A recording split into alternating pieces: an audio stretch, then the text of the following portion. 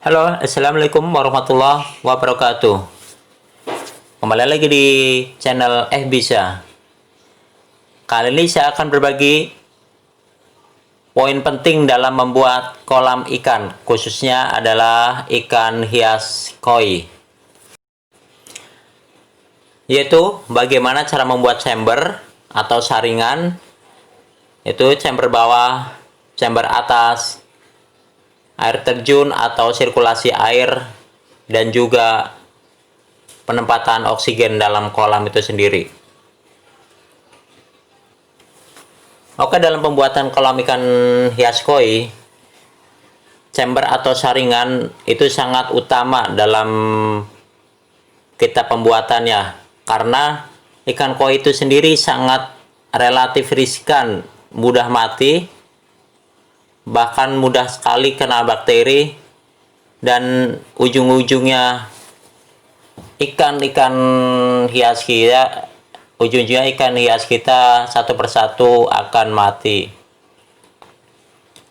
Dan sini juga akan menerangkan bagaimana cara pembuatan saringan ataupun pancoran agar stabil, karena sering sekali dalam pembuatan kolam, kalau tidak mengetahui kunci utamanya, akan mengakibatkan pancorannya tidak stabil ataupun tidak bagus. Dan ini chamber atas, yaitu untuk pembuangan kotoran-kotoran dari ikan sendiri yang mengapung di atas. Dan ini adalah kotak chambernya.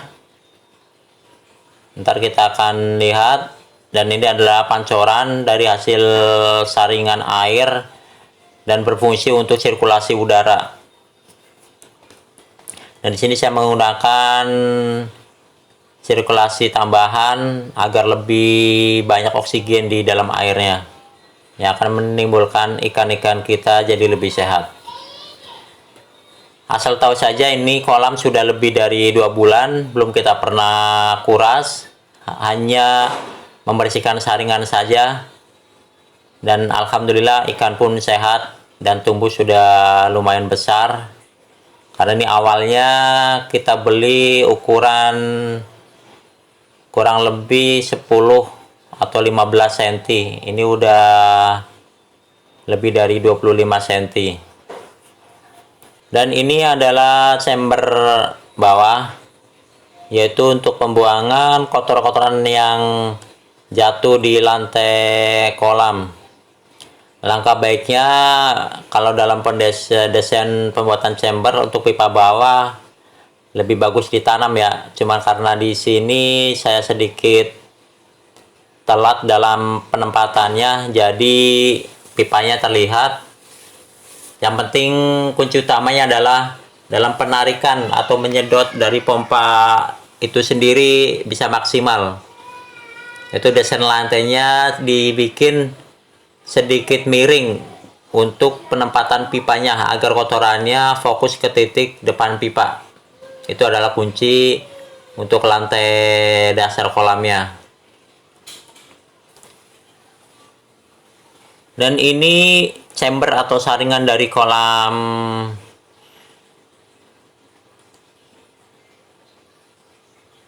dan tadi ini adalah chamber pembuangan atau penarikan ke saringan, yaitu yang pipa atas. Itu pada saat air atau kotoran di atas, dia akan terbuang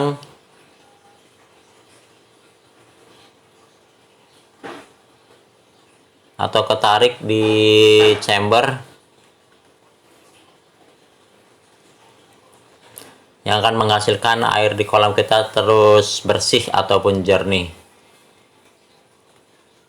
Dan hal penting juga untuk kolam hias itu jangan sampai terkena sinar matahari secara langsung.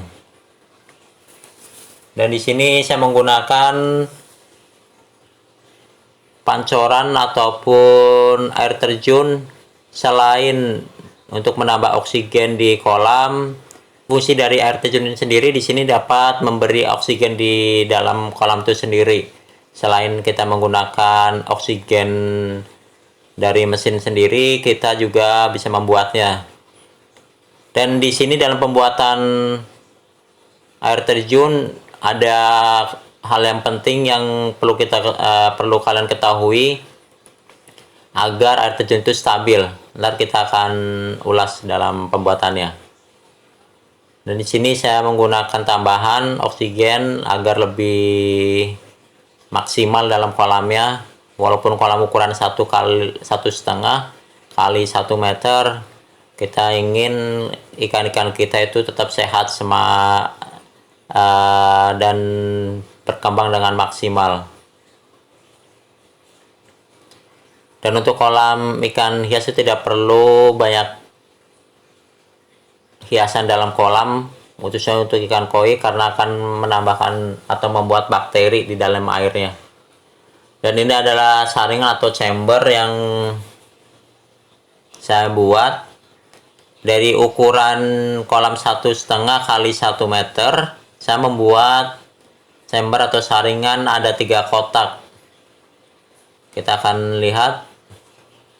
Untuk lebar chamber itu sendiri disesuaikan dengan kolam, jangan terlalu besar ataupun terlalu kecil. Disesuaikan saja biar lebih maksimal. Oke, di sini ada 3 kotak. Yang sebelah kiri atau pertama yaitu air pertama dari kolam, atau penarikan dari air kolam. Kita menggunakan saringan batu, terus busa ataupun jerami-jerami yang ada di toko-toko ikan hias biasanya tersedia. Terus yang kedua lari ke kotak kedua, yaitu kotak yang tengah. Di sini saya menggunakan jerami atau seperti busa yang kasar. Kelihatan tenang karena dalam penarikan dari chamber 1 ke chamber 2 yaitu dibuatkan pipa di pertengahan, jangan terlalu di dasar karena khawatir kalau di dasar itu kotoran yang tidak tersaring akan masuk ke chamber kedua. Ya, kita buat itu sedikit tinggi pipa yang di chamber pertama. Yang di chamber kedua pipa di pertengahan tidak apa-apa karena air sudah mulai bersih. Di sini yang penting dalam pembuatan pipa dari satu ke chamber 2, yang penting saringannya di bawah dari ujung pipa itu sendiri. Jadi yang di bawah pipa, di bawah saringan otomatis akan sia-sia dalam penyaringan karena otomatis air yang di bawah itu masih kotor. Dan ini chamber yang ketiga, ini udah bersih dari air yang ke chamber 2. Di sini saya juga menggunakan lampu. Lampu di sini lampu UV ini berfungsi untuk mematikan bakteri juga di air yang sudah bersih. Jadi masuk ke kolam ikan kita itu airnya benar-benar sudah bersih dari kotoran ataupun dari bakteri-bakteri, akan meminimalkan ikan kita tuh pada mati. Oke, ini dari segi chamber. Untuk total chambernya silakan mau buat berapa aja sesuai dengan kebutuhan. Semakin besar semakin banyak ikannya, harus diperbanyak juga. Di sini saya karena ukuran 1,5 kali 1 meter cukup membuat 3 chamber. Dan ini hasil dari saringan, airnya bersih. Dan saya membuat dari hasil saringan sendiri yaitu air terjun. Untuk pompa yang digunakan disesuaikan kolam juga, yaitu dari penarikan dan sampai terlalu kecil. Kalau terlalu kecil maka otomatis air yang ada di chamber itu